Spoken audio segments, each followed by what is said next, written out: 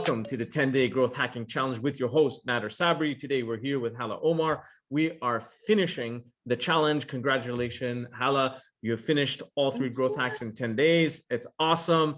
Let's dig into what the results look like. If you could give us a bit of feedback to some of the transformations you had, some of the motivations or demotivations you had, whether it be emotional or rational, whatever it might be, and what the outcomes have looked like for you and what it means to you on your side. So, okay. Hi everyone. So it has been a journey ever since I started with Nader. And I would want to say that, I wasn't even expecting that much from myself at some point. I was like, okay, whatever. I have all those things I want to do, but it's never working. But when I got in touch with Nader, with the first hack being started, I was at a place where I was like, my prices are this and I'm not changing. So then he was like, why don't we do slabs? Why don't we create prices that fit people and that there we can get started with slabs? And I was like, okay, that's out of my comfort zone, but going there sounds like something. So I started there. I reached out to people that haven't contacted me back because of prices changes. And they were so happy. They got back and they were like, okay, we want to get back. They even refer people to me. So starting there, I realized that, okay, the process is happening from months of just laying back and being like, okay, this is not working, to being like, oh, I'm starting to see like results. It felt amazing. Taking it from there, when I started tackling the fact, okay, people are coming to slabs, people are referring, I'm putting the prices as per each person and accordingly. Taking it from there, I've always had that struggle with packages. Like I've seen people doing packages and I was like, how do people do packaging? Like that was like months ago when I was like thinking about it. I was like, what can I do? Like, how can I even create a package anyways? So then I started working on it in Hack 2, in which I enhanced the slabs. And there I realized that, okay, there are ways in which you can tackle getting more revenue just by packages, just by creating what people need, not what you feel like you want, but what you feel like people need in a way which can seem price like efficient. Like they'd be like, okay, this is interesting, I'm going for the whole thing. And I never thought that's a possibility because again, I was so fixated on a price. I was like, this is my price in sessions and I'm not going any further. But then exploring that area of from a rigid mindset to a mindset that is a growth hack mindset felt like, okay, I'm accessing things and details that I wasn't aware of. And then, so this is regarding hack 1 and 2. If I were to put them together, I put them in a story in which they are leading to one another.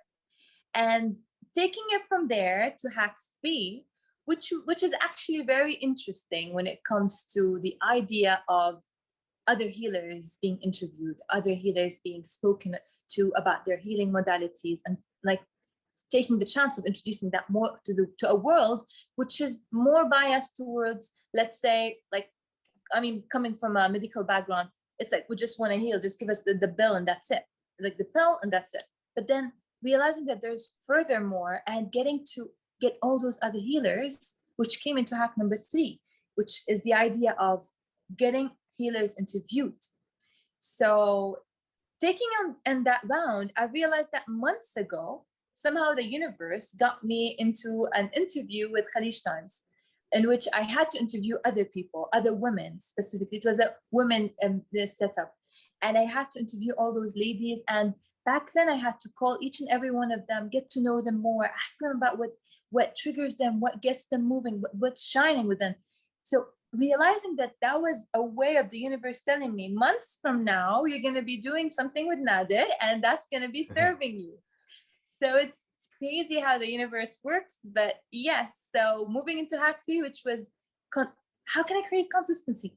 Okay, teamwork, getting more people, interviewing, using what I already know from a past experience in a thing which is even not related, like an interview with women in Khalij Times. I was like, how is it related? But now utilizing that, I realized that it's been a process in which you just have to be patient with yourself. Don't just give up on yourself just because you're like, okay, I'm just fixated. I'm not going to change. I'm not going to do anything. This is how it is. The world isn't working for me.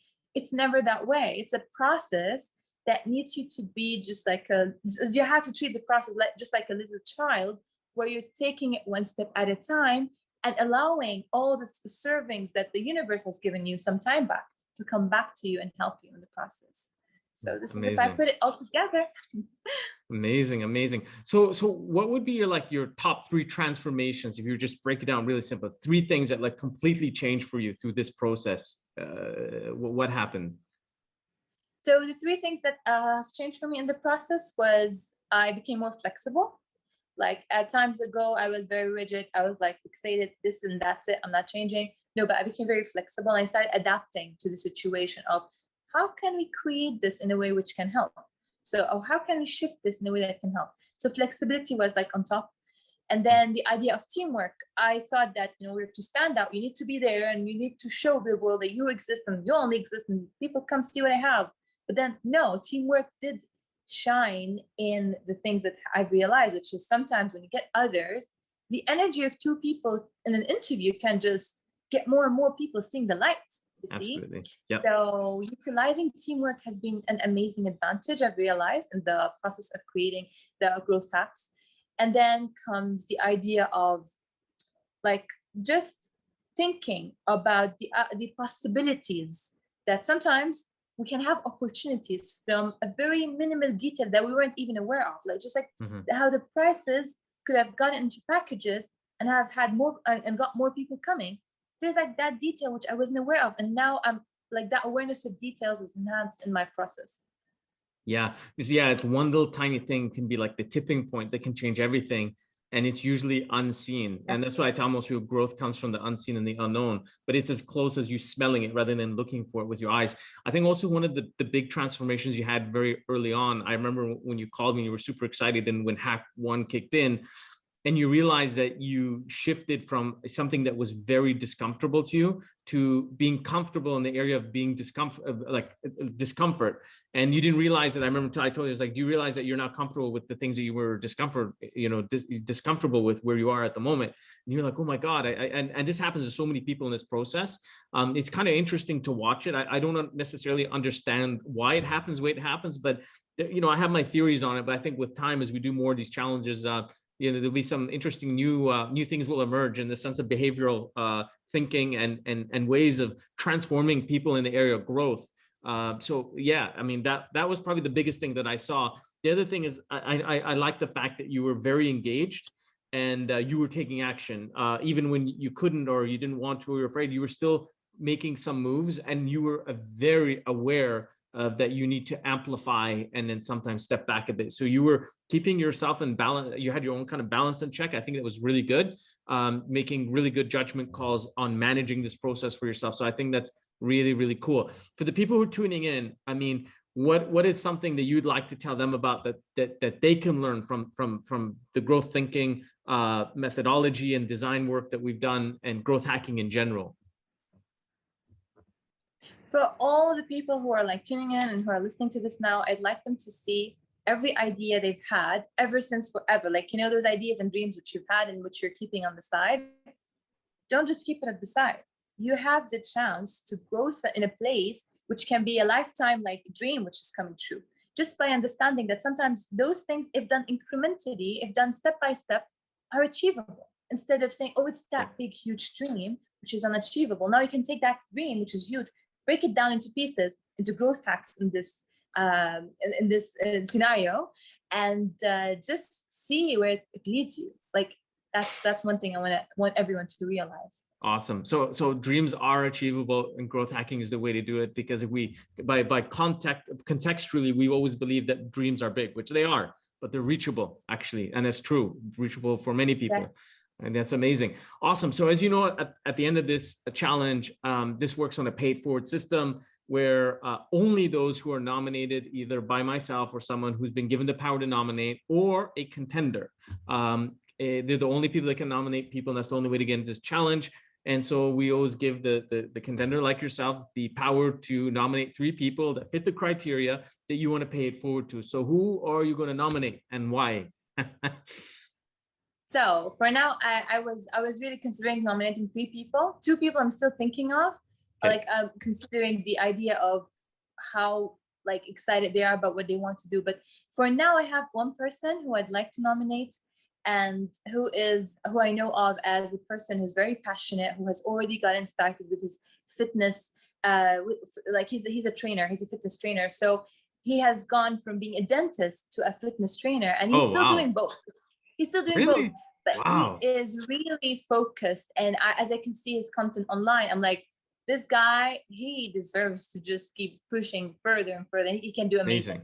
Amazing. So that's one reason I'm nominating him, is because I can see how amazing he is to serving people. Like just by showing people the results of those coming to him, I can see that this guy deserves it. So yeah. Very good. Very good. So his name is Walid, right? You said? No, his name is Muhammad Imad. Okay, got it. Sorry, okay. So we got that ready to go. Okay, awesome.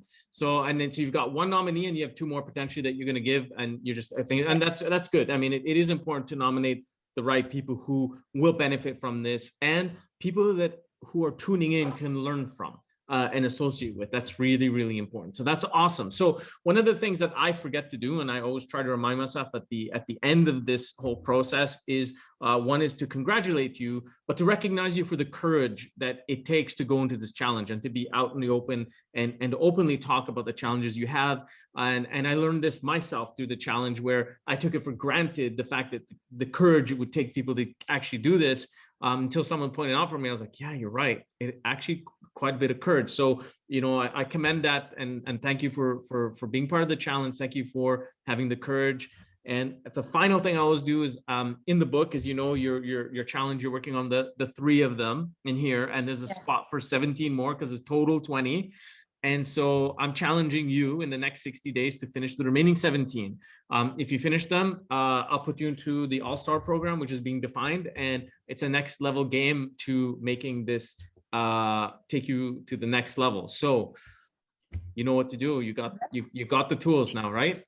Yeah, absolutely. Now I got somewhere to get started, and from the place I am at, like I feel like, yeah, there's power and fire.